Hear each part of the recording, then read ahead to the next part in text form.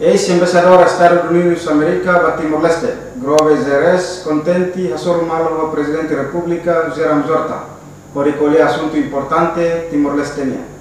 Banghira Ramata Hasoromalu, ex-embaixador Estados Unidos da América para Timor-Leste, Grover Reis, jornalista e Palácio Presidencial Nicolau Lobato Bairro PT segunda nedehan, nia contente Hasoromalu presidente, no iha Hasoromalu ne quali assunto importante Timor-Leste nian, mas bem nia la bele fosaiba público com a basaida maksira diskuti hela. Nia ema diak nia mosa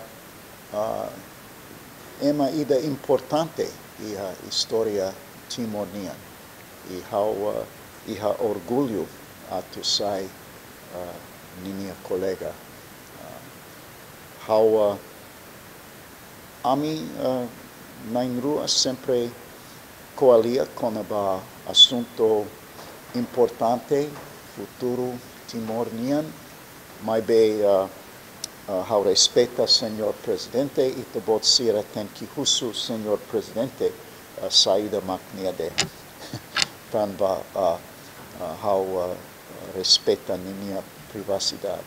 Nia dehan nia mos iha Hanoi hetang jornalista Timor-Wan sira tambo uluk nia mandato nudar embaixador jornalista sira sempre tenta halo entrevista banghira hasorum malu o ministro ka entidade estado nian.